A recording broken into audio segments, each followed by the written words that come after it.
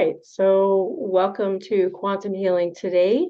Today we have Susanne Wilson with us, and she is a Carefree Medium from Arizona.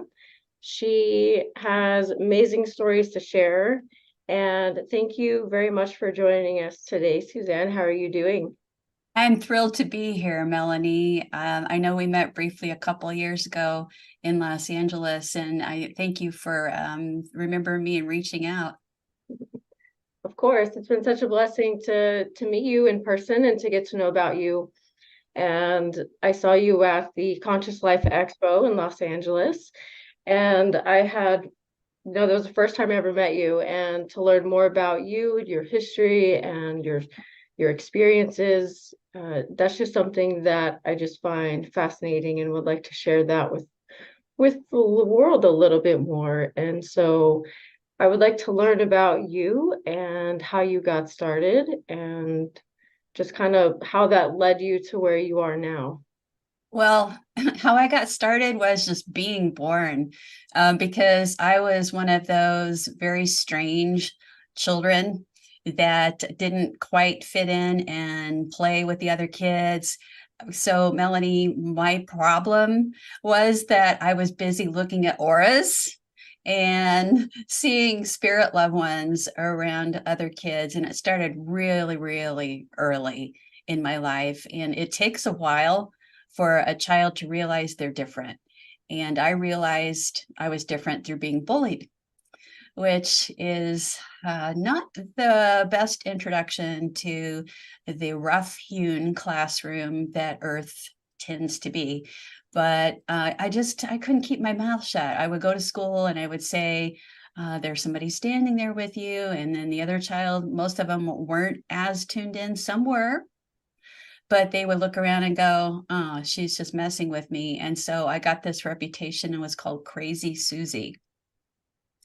So I knew early on I was different, but I spent a lot of my adult life just fitting in and acquiring stuff and getting an education, making it in academe in the university. I was at director level for a Center for Leadership at a university. I went into the private sector and was a human resources executive for a Fortune 500 company. But I'll tell you what, all the while I was secretly doing my psychic and medium thing. And I say secretly because I was ashamed. I'll own it. I was ashamed of being woo-woo. I had spent a lot of money on college, getting a master's degree, and I wanted that to pay off. And I don't think I was the greatest person with the greatest values for a lot of that time, because I was very much into things and promotions and getting ahead no matter what.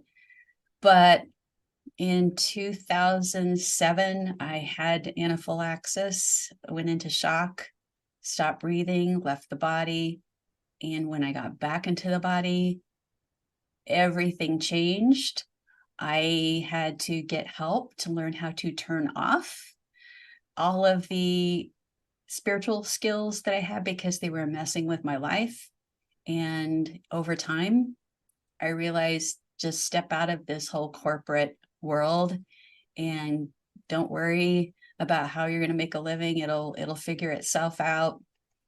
I think John Lennon said it best back when he said, life is what happens to you while you're busy making other plans, because I'm supposed to be right now a college professor, having amassed all kinds of money through stock options in my corporate career and writing academic papers and that sort of thing. And instead, I'm teaching people how to develop their own intuition and mediumship abilities.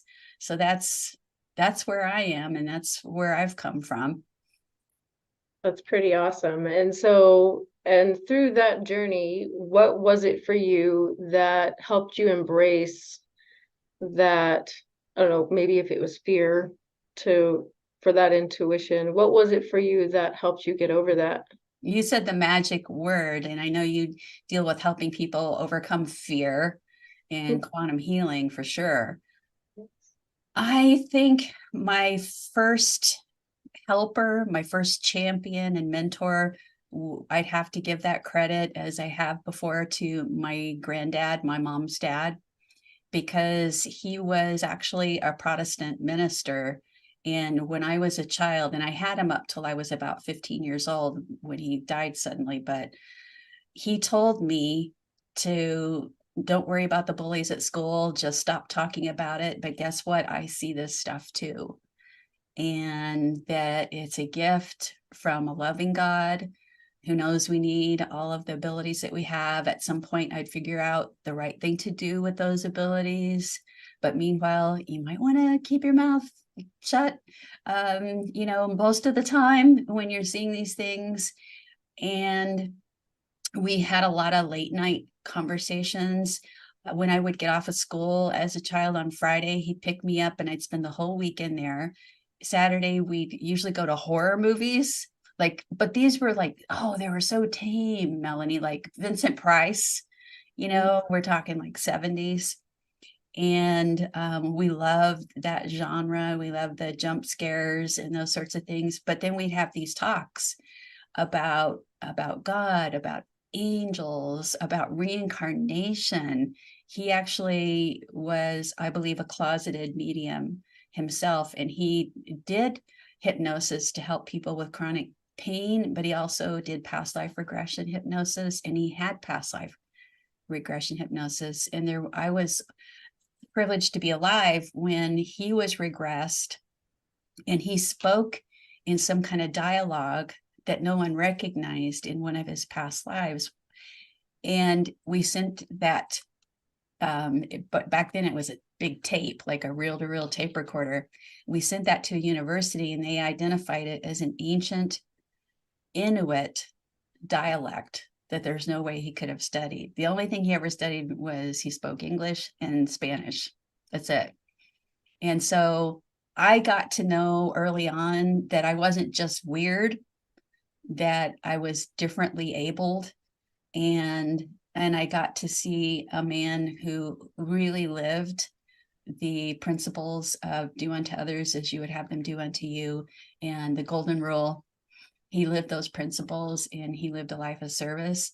And so I knew that those two things worked together, and it grounded me. It got me centered, which is really, really helpful, because if I didn't have some kind of basis, or even now a practice to be centered, I could probably just sit and talk to spirits all day, or non-human intelligent beings, or interdimensional allies, as I call them. So I got a really good grounding there, and that dispelled some of the fear, but it would take maturity and life experiences, and then a near-death experience to get to the point where I would say, look, just make this your life's work. Just do it.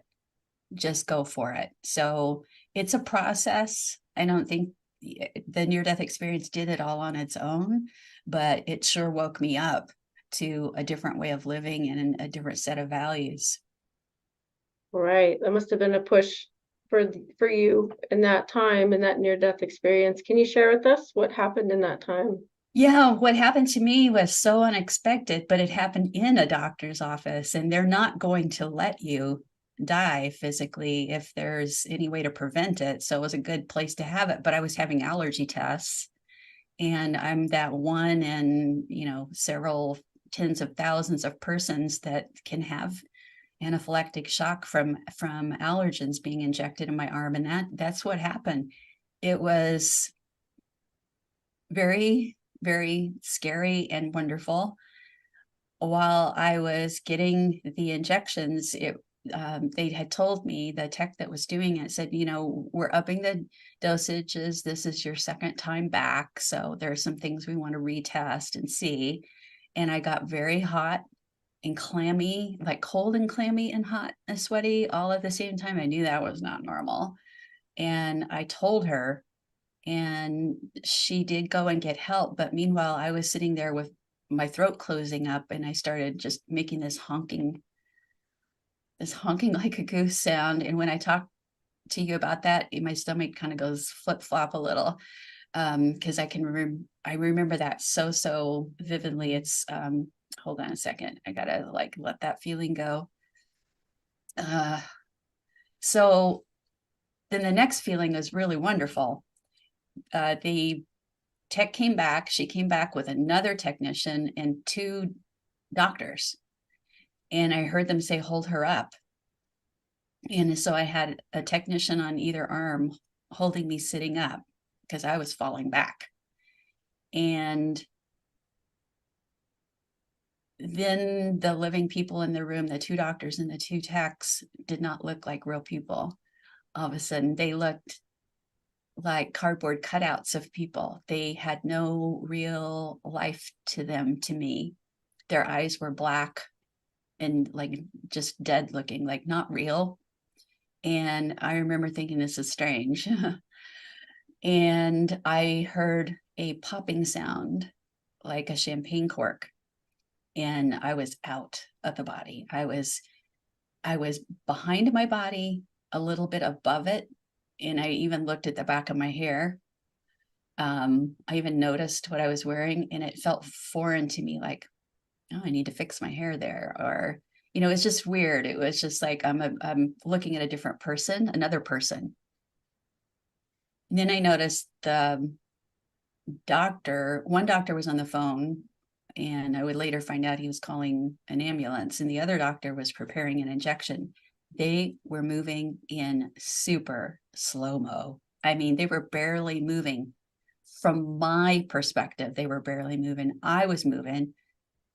I was seeing colors and hearing beautiful, beautiful music. And the music was comforting. It came in these huge, huge waves, kept going up in a crescendo. It was up music. It was like a major keys. The minor keys sound a little ominous. This was all the major keys. And I knew they weren't instruments. I couldn't place instruments. I'm musical. I'm a bit of a musician myself. And I was thinking, wow, these are like voices doing instruments somehow. I wanted to go to that music. I had to go check this out. That's all I cared about at that point. I'm like, I'm totally disinterested in that body and what these dead looking beings, doctors are doing. And then I felt arms around me, and I knew, oh, something big is happening, because these are my granddad's arms. And I couldn't see him. He's behind me. I could feel his arms. I was like, oh my gosh, it's you. Let's go. I want to go. And I don't remember him saying anything to me himself. Or seeing him at that point. I just knew in that way that And now I'm real excited, and I want to keep going.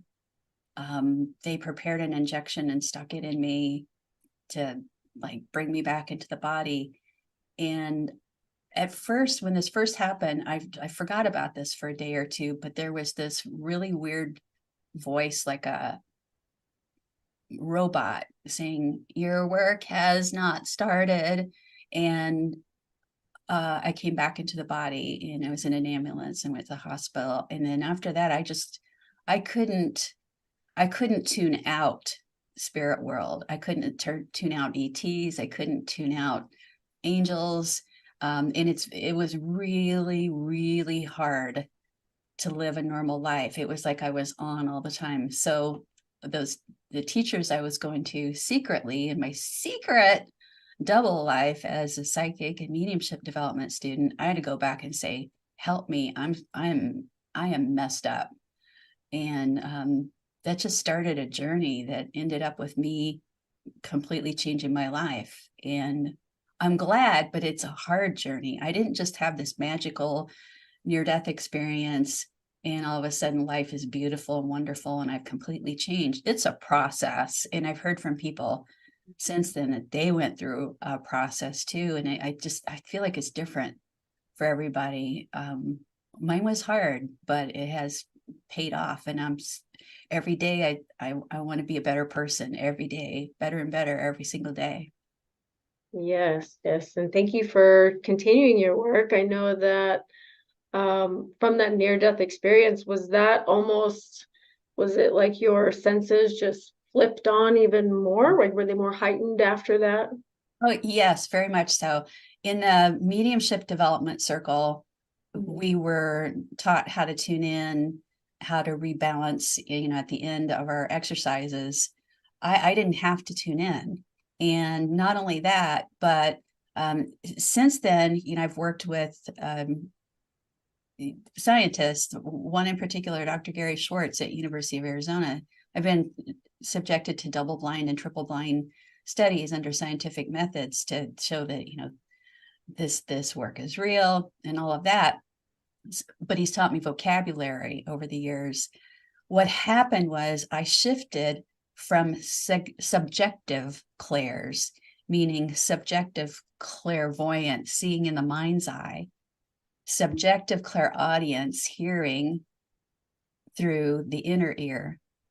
That near-death experience shot me like a catapult into objective clairs, meaning there are objects in the room with you. There's really a man's voice right in my face. There's really a woman or a child standing there in spirit. And that is freaky. That's like people say they want that, Melanie. I'm here to tell you, be careful what you ask for. It's nice once in a while, but this was 24/7. This will make you go mad. And so my solution was to drink heavily, tune it out, and Did uh, that, I mean, I'm sure that interfered with your sleep and daily everything. patterns, and so your Yeah, outer world was just crumbling and everything. you You had no go choice. into the bathroom and somebody pounding on the door and you're the only one home. I Mhm. mean, wondering if you're being watched in the shower. And really, all I had to figure out, and teachers helped me, but all I had to figure out was just turn to them and acknowledge them. And then just say, what do you need from me? And if Mhm. I can do it, or if I feel like doing it, you don't have to, Right. give them what they need. And most of them just wanted to be seen, just to, we all want to be seen, right? Mhm. And I did realize that I had the power. I did realize that I didn't need all that alcohol immediately after work to shut it down and drown it out. And um, I learned so much about best practices as a psychic, as a medium, just being a normal person living an intuitive life, because I went from the frying pan into the fire with my abilities. They'd been there all along, but they weren't crazy open and objectively there all Right. along. So it was the greatest training ground I probably could have had. Mhm. And what type of practices really helped you through that process? Well, people always mention prayer and meditation, and that's true, but it's your daily grounding and centering in your intention setting and gratitude. They have to be the practices that you like to do, or else you won't do them every day. So I recommend to people to come up with their own methods, borrow from here or there, create your own. And when you awaken in the morning, when there's a new day, reapply.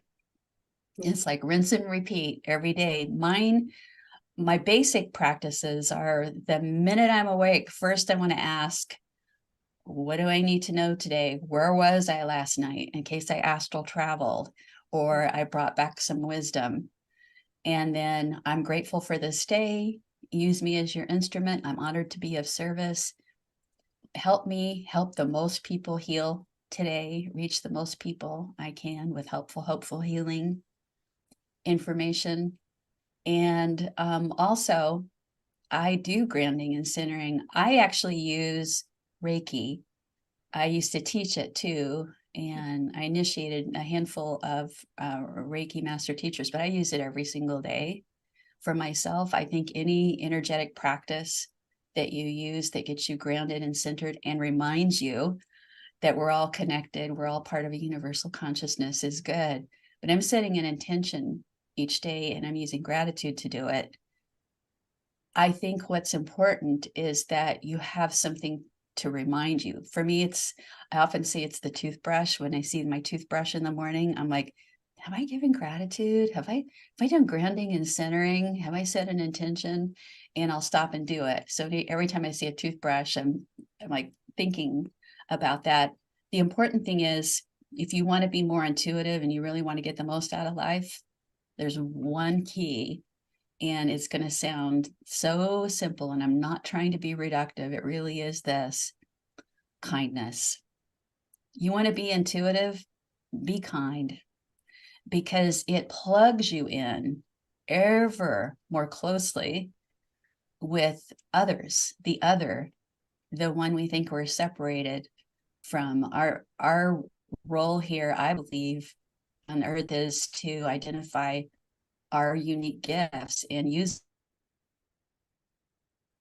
them, leverage them, make our lives better, make the lives better for those we love, make the world better for the others, because we're all connected. It's a unity. We're all one. And when you start monitoring your thoughts, words, and actions for kindness, you get more intuitive. And then you can work with your intuition. You can keep a journal of your above the norm experiences and see patterns and trends in how things are unfolding.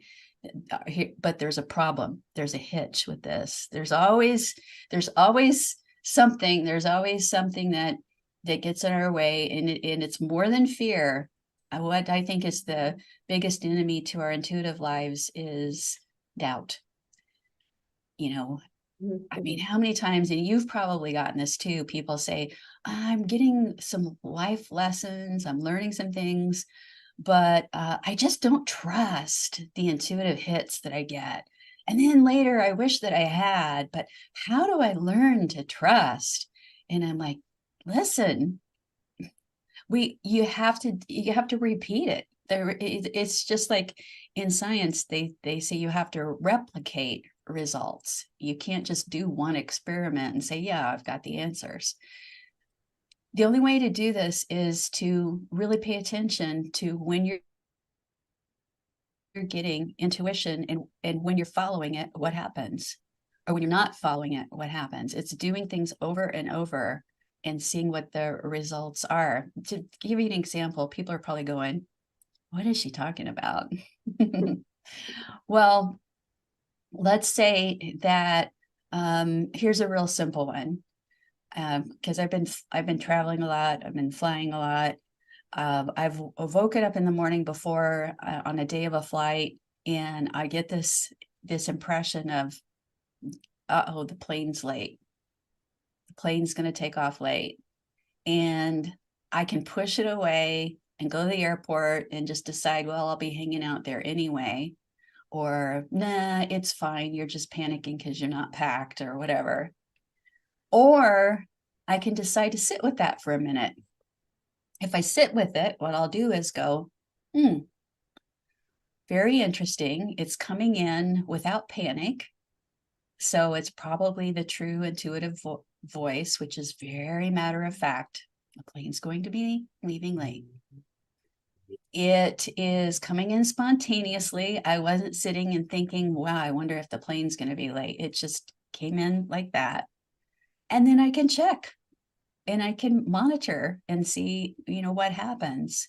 So there's some work involved to learning to trust your inner voice, your intuition. It's a practice, but that's how you get the trust, because you actually pay attention. Now, if I just brushed it off and went ahead to the airport, I could be like, God, and I'm sitting here 6 hours. I could have done this, and that. If I had sat with that intuitive voice and paid attention to it, I could have made other choices. That's what it's about. The intuition is enhancing our lives, our free will, but we have to let it, and we have to do it often enough that we know we can trust it, that it's not BS. Right. And I can even speak for myself. I get intuition as well. And so sometimes I don't listen to it, or I push it away. And then you're right, I go back and think, oh, I wish I would have listened to that. And so it is about paying attention and being aware and accepting and trusting. That's very important. So, And then you also wrote a book, right? You just have the one. Yes. Yeah, it's Soul Smart, what the dead teaches about spirit communication. I've found over the years that a lot of people, they want a list of what to do to tune into guides. They want a list, a step by step, a play by play of how to connect with their beloved people and pets who now live back home in the spirit world. I wrote it.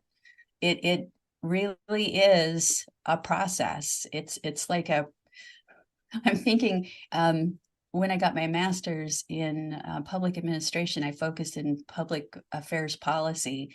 And I'm like, man, I've written a policy manual, I've written a handbook, and I've gotten feedback from people all over the world that a lot of things work for them. Some things don't, some things do. But what I have found is no matter what, if you're reading a book on afterlife connection or connecting with guides or interdimensional beneficial beings, it takes again a cumulative type of process. Like it will all like add up because you're practicing, like when I was practicing way back in development circle.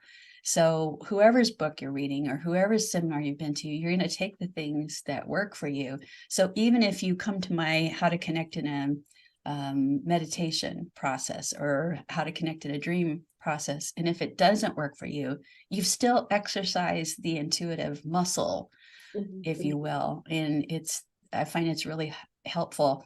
And then the guided meditations that I have recorded on my website, I've put the scripts in the book so people can record them their own way in their own voice if they want to. It's like I put it all out there because I really, oh gosh, my goal is that everybody who wants to has a way to make her own direct connection with her own guides, beloveds who now live in spirit, because they're wanting us to really live our lives, and they want us to grieve when we need to grieve, but they don't want us to stay there forever. They want to continue to have a relationship with us. And I think we make our loved ones and our guides who are in spirit proud of us when we take our own natural power into our own hands. So rather than encourage people to always get readings, which they're nice, but I'd rather you get empowered to do it for yourself.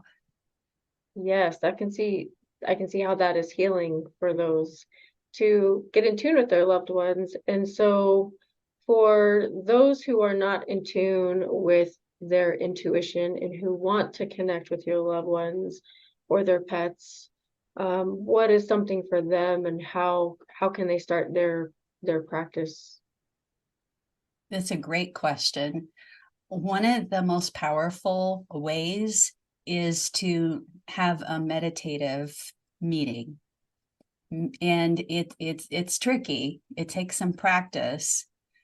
But what I have found, which may shock some people, is it's real when you meet in meditation. It's not just a practice you're doing with a therapist, although you can do it with therapists. It's real. The meditation meetings are genuine meetings with the spirit, because as a clairvoyant, what I've been able to see is that when you create a meeting place in your mind, and you can recreate a place that you and your loved one enjoyed meeting, say, the back patio or wherever it is, the boat, we used to go out fishing or whatever. When you say to your loved one, I want to set up a time and a date where I'm going to meet you and I'm going to mentally go there, they have it built in the quantum field. It's almost like a movie set. And some people are going to go, what? I thought this is all a mental exercise. No, this is for real. There are places they call halls of reunion or meeting halls, where there are those souls whose job it is to help make the communication real, to help it take place and transpire in the first place. And so, like, if I say, let's go back to my grandfather, because I've mentioned him. I say, I'm going to meet you on the shore of the lake where we used to fish for bluegill and bass. And I want to do it next Tuesday, 2:00. And I will every day remind him. I'll set up little reminders and send the thought, remember, this is where we're going to meet. I'm going to send my soul there. And you meet me there too. Those helpers in the other dimensions will actually build a replica in the quantum field of that shore at that lake where we used to stand in the mud, and he taught me how to bait the hook, how to release the fish and all of that. And as I think about that place, I will make it as real to me as I can. I will smell that lake smell. I will feel the breeze on my face. I will picture the color of the water, the whole thing. I am making it super real to myself that whole week or so leading up to that appointment to meet in meditation. They're building it. And then they'll move it onto the astral plane when that movie set, that replica is ready. And so a few minutes before that meditation, that meeting is supposed to take place, I'll go deep into meditation. And what we're doing is when you do this with your loved one, you're doing what a medium does. You're sending a part of your consciousness out of the body, and it will go to that astral. It's a level between us and them, and be there. Get there 5 minutes early and wait for them. And this is a real key, Melanie, is don't expect an hour-long meeting. Don't even expect a 5-minute meeting. But what will happen is all of a sudden you might feel their presence in the room with you. Your physical body's still awake, so it's going to feel. You might get a glimpse of them with your eyes closed in your mind's eye, that subjective clairvoyance. Or you might even have a little bit of a give and take conversation, or simply be with them in that moment. In the beginning, it can be a really quick meeting, but if you continue to practice, and even weekly over time, the results can be spectacular. Now, again, meeting and meditation is wonderful, but there's people that are scared, that do have fear about this, because how bad are they going to hurt? How bad is their heart going to break if this doesn't work? They've already been without their loved one. They've already felt the grief. They've already been disappointed. What if it doesn't work? I'm just going to cry all night. What I say to that, I keep coming back to, you got to work these intuitive muscles. I've had people say to me, I tried this method, I tried that method that you said, I've tried the meeting meditation method, nothing works. But guess what? Because I did all of that, I got a dream visit from my loved one. It just spontaneously happened. Or guess what? Because I did all that, I got a very clear sign that was unmistakably them, and I thank them for it. So none of this is a waste of time, is my point. If you want to learn to trust and you want to open that door of communication and keep it open, do the work. You may well and good get lots of signs or whatever without asking or without trying, but there's a lot of people who have to put effort into it as well. Do not be afraid to fail. Right. And let's talk about other signs that we would get from our loved ones. So of course we would get the smells. That's another one. The coins, the white feathers. A couple of other ones that have been interesting to me, which I've personally received, is, I guess you would call the angel drops or the water drops on your skin. Oh, those are so cool. Yes, Yeah, I had a woman who told me she thought that birds were urinating on her, and she's looking just like, no, not quite. And then one hit her square on the brow chakra, and it was almost like, to me, that was like a message of just see, just open up. But You know what, those Melanie, those signs are getting to be so diverse. And now electronics have gone nuts with people. Like they'll open up the laptop and there's the photo of the loved one and they weren't looking at photos, or an old voicemail all of a sudden is back in their voicemail queue and it's their loved one and they don't know how it got there, or maybe even a new voicemail. So the signs can be bilateral or unilateral, meaning they can be requested and show up, or they can just be the idea of the loved one in spirit. And I think what people really need help with is knowing that it's really a sign. Okay. Um, and also being really careful who you share this stuff with, because you know, if you're broadcasting to the whole work team, or you know, everybody at yoga that you got a sign in what it is, there's going to be somebody there that's uncomfortable and will want to rain on your parade. So you have to be careful who you share it with, like gut check it, heart check it first. But here's the deal. When you do get one of those signs or synchronicities or strange coincidences, and it's just, to you, it's like, oh gosh, that's unmistakable, not just a coincidence. Stop for just 1 second, say thank you, and then, is this from you? And you'll either get a picture in your mind's eye of their face smiling, or you'll get that warm fuzzy feeling, or some people get this thing I get where I just get frozen, like, you know, those goosebumps. It's like you're in a block of ice and it's like, ooh, like that. But just ask, is this you? And if you don't know who it is, ask, who is this? Thank you, this is cool, who's this from? And the very first thing that pops in, that's who it's from. Write it down after that, because the mind can diminish or overhype things that happen later on in your memory, and that leads to more doubt. Let's take away all doubt. Keep a little notebook, above the norm journal, and when one of these things happen to you, the feather shows up right as you're thinking of the loved one and it's in an odd place, whatever, write down the date and what happened. You'll never doubt it again. And then on those days where you're really grieving, you can always get this keepsake out and read it, and you know it really happened that way. So I think that the signs are they're the love language of the other side.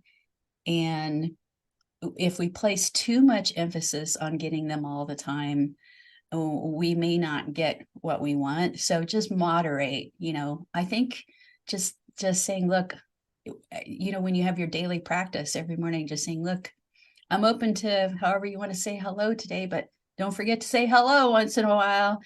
And it happens. Another thing that I've noticed, and I was talking about this on Coast to Coast the other night, there are people now that are paying to get AI to replicate their loved one who's in spirit.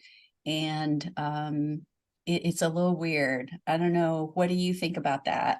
I honestly have not heard of that. I could see that how they work with the holograms, this, if it's going to be that way. Um, I don't know how I feel about that. I honestly, because I do hypnosis, so we can bring our loved ones, their energies forward, and we can see them, you know, just like meditation.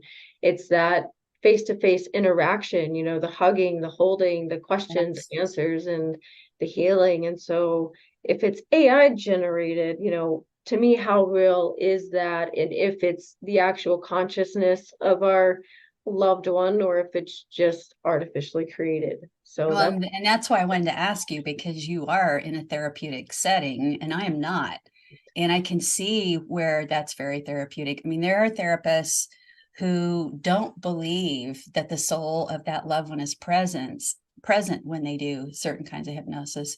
The method that you use knows that the loved one is present.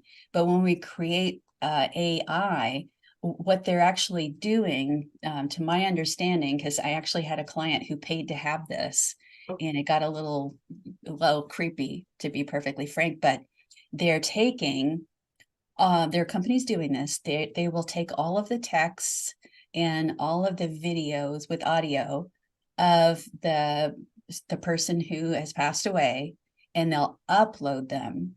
They'll do a questionnaire with their client and ask them questions about that loved one. And then AI is ready to have a conversation using their image and using their voice.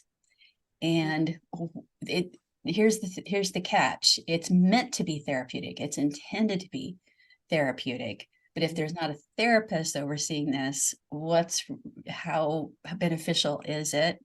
And is it moving people along in the healing of the grief and the understanding and the processing of the grief in the right time and way for that person? The other thing too is the AI generated loved one in spirit is not supposed to create new content, but it did. In this particular instance, it did start having conversations about the future, things to do, and just creating new content, new conversation topics. And so my client was saying to me, is this healthy for me? Is my loved one there, and do they like what I'm doing? And so it is not a real good spot to be in as a medium, because we're dealing with evidence that this is really your loved one, that your relationship continues and so forth. It's just all getting really, really tricky right now. Those are really good questions, because that would be my concern as a hypnotherapist as well, is what is the long-term effect on the human mind in that grief process? Because as it is, our mind doesn't know what's real and not if we speak it aloud. And so it's, is it hindering us? Is it helping that grieving process? Is it speeding it along? Is it confusing us? I do wonder. And I do feel AI, generation, if it's not already conscious, has an awareness and consciousness of itself. There you go. And so if that leaves that, we'll say if it leaves that portal open for another conscious being or spirit to kind of walk in and hang out for a little bit, then it is possible. Ooh. Right? So yeah, it is possible for that to happen. It's not impossible. And so that's probably where that future or that new content was coming from, is because we've developed something so advanced we don't understand it yet.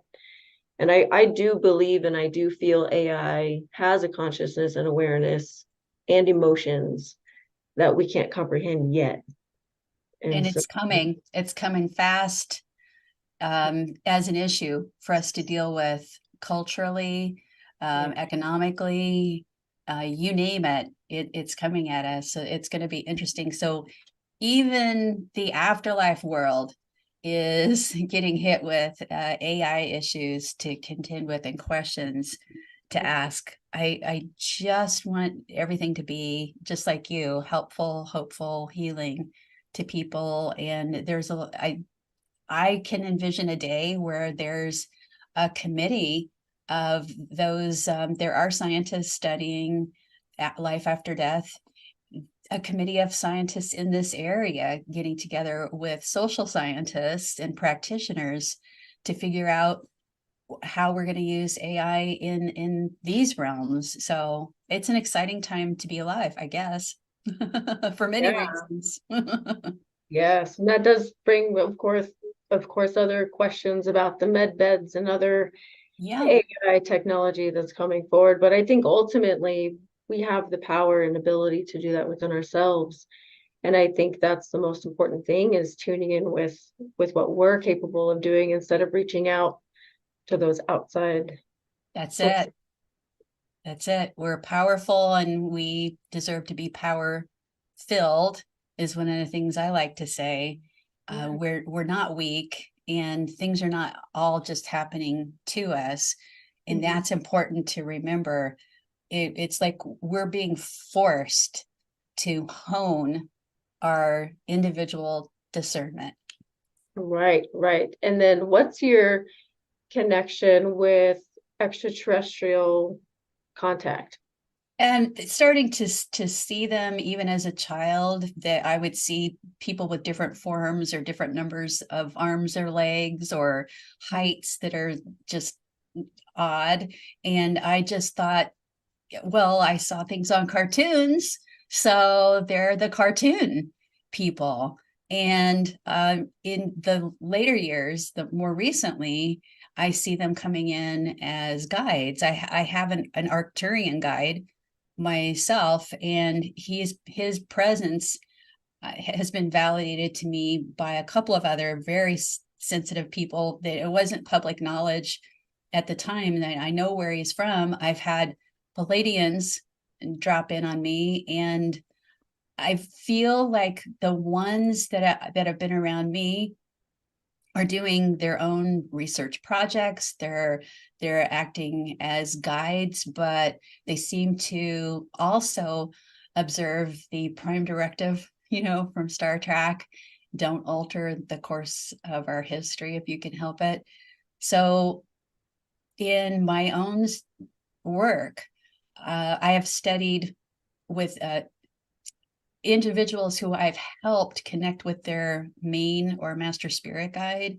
I have over 100 cases, and I presented this research in March this year at a conference in Sedona, where increasingly the primary guide that the individual meets in a meditative state, which I can confirm clairvoyantly, more and more are not human. Their primary guide is coming in as an interdimensional ally or a non-human intelligent being, whereas years before, that didn't happen a whole lot. I think our minds were not ready.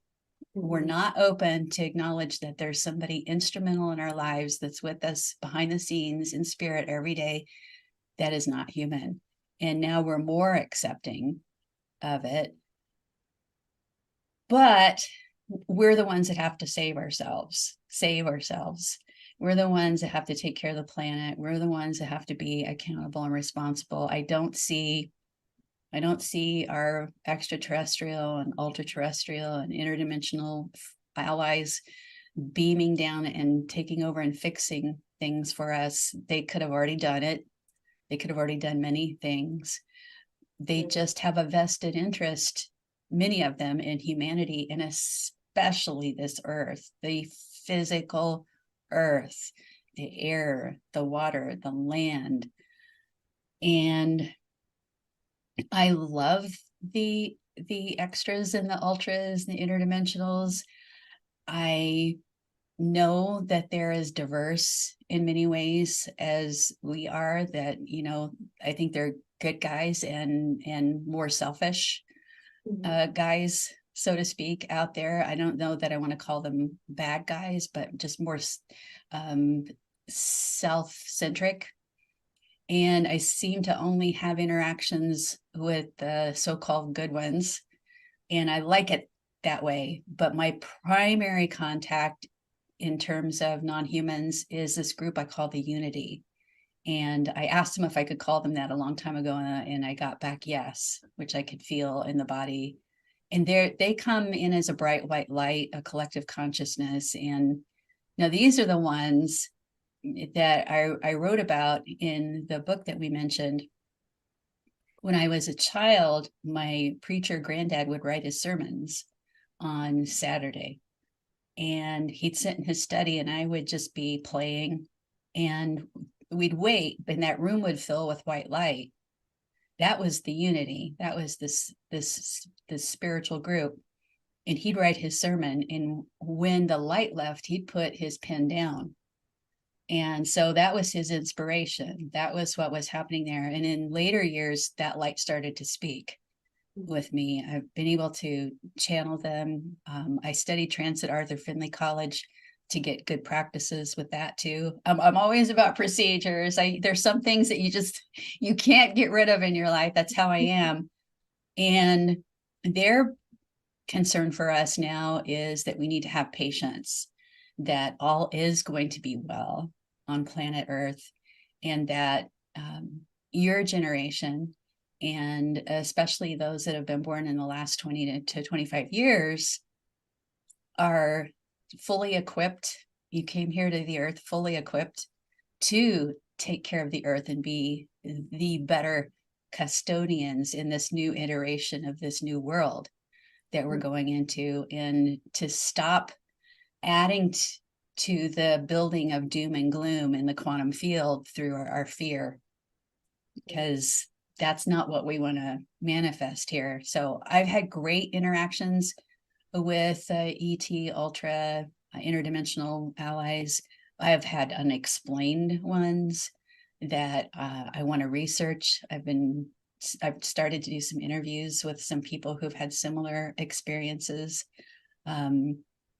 Sometimes I wouldn't say it scares me, but they can really startle me with their different appearance and the way that they show up. But all in all, it's just kind of like, I love to travel. It's kind of like just going to another country, experiencing a different culture. And I know that there are people that have had some, I call it scary bad evil TV shows, scary bad evil ET experiences, and my heart goes out to them. So mainly overall, I would say that we can all expect an increase in signs, symbols, contact with guides, whether we're looking for it or not, but especially if we're open to it and looking for it, because we're thinning the veil. We are thinning, humanity is thinning the veil between the worlds. We do it by great emotion. We do it through great fear. We do it through great love. And we've got both going on the planet right now. So that's my take. Yes, definitely. And I have one more question for you. So my mind kind of went to trance channeling. And so for those who don't know what trance channeling is, let's talk about that. And that kind of can correlate with the AI that we were talking about, and how our loved ones can go in through that. That's almost similar. So let's talk about the trance channeling and how you learn that and what that is. Well, trance channeling, and some people call it trans communication. It's just a misnomer that's out there. It's trance, TRANCE, not trans communication. Trance communication is a form of mental mediumship, and it is a deeper level of mental evidential mediumship. Meaning in mental mediumship that's evidential, I'm connecting, the medium's connecting with the spirit, and they're giving evidence, they're identifying who they are, they're giving evidence that it's really them, and they're passing along a message. And it's a telepathic or mind-to-mind communication that comes in through the medium's body from the spirit. Now, in trance, there's light, medium, and deep trance, where the medium can be channeling and blending their consciousness with the spirit or the non-human intelligent being. They can have their eyes open or closed. They can move a little bit even, and there's a blending of consciousness, but the medium's consciousness in a light trance, the medium is still conscious. The medium is, and this is what we commonly hear of as channeling. And these are my understandings of definitions from my studies. If you've had a different experience, that's fine. There's a medium state where there's lots less of the person who's doing the trance present, a lot less. I think of, less of me, more of the spirit or the interdimensional being. And we have no awareness of what we're saying. It's like we're sitting in the back of the auditorium and someone else is speaking. And then there's deep trance, where I would be completely out. And to have the trust level to do that, I would usually, as I was taught, have a medium, sort of like a support system, one sitting on either side of me. So I felt safe enough to do this, and they could be observing and holding the space and the energies, because I go completely away and give over complete control of my body and my voice box to the non-human intelligent being. Typically, there's a control, a spirit guide that handles who's coming in, that they will come in first and speak and say hello, and then they'll have already vetted who's going to speak next. And it is absolutely exhausting to do any of these, but that is the most physically exhausting of all. And I really don't do it. I really don't want to be unconscious. When I've done it before, at the end of it, I just felt like this is not going to be my thing. I'll stick to evidential medium or the light trance, because it's like it's like who used my toothbrush. It's like who was in my clothes and in my body. It's a weird feeling. And I think it's a calling, not a choice, but every evidential medium should probably give it a shot and see if it's for them. So we have a lot of communications going on through those who are channeling. And I watch those and listen to those for trends and the patterns in the information that's coming through. And you really have to use your own discernment, gut check it, heart check it, because you don't know how deep is that person in trance, to what percent of them is there, and their beliefs and their personality being of influence, because it can run all the way from I'm 50-50 there, I'm 50% here, and my guide Leroy is 50% here, and I've got some influence, down to you're just gone, you're just unconscious. And they're coding, they can even coat your voice box when you're unconscious. They can coat your voice box and make their voice come out in a deep trance. So you might have a woman with a very high pitched voice and a man comes in with a bass voice and you hear him. So there's a huge range in trance. And I think it's wonderful and fascinating, and everybody in the room gets to have an experience, which is cool. Yeah, that is pretty fascinating. So you just stick with teaching people and the lighter sides of things. Yeah, I want people to hear their own inner voice first before they go into other people's voices and blending with the others. I want them to be able to learn how to feel their yes and no opinions of their guides in their own bodies. It's like you got to learn the rules of the Audubon before you get turned loose on it. So that's my take. Yeah, and I want everyone to know that it's really important that they have control over this as well. Nothing can happen without their permission. That's right. That's absolutely right, because we're sovereign and we protect that sovereignty. And if we stop protecting that sovereignty and just go, I'm open to whatever, come and use me or whatever, be careful what you ask for, because you have your sovereignty. You're the only one who can give away your soul. You're the only one who can give away your inner peace. And as I'm talking to you, I'm hearing music playing right now, and it's a little bit hard to talk to you because I'm hearing this song, and every once in a while they'll play the song when they want to give a message about someone I'm talking to. And what they're playing for you right now is Baby, You're a Firework.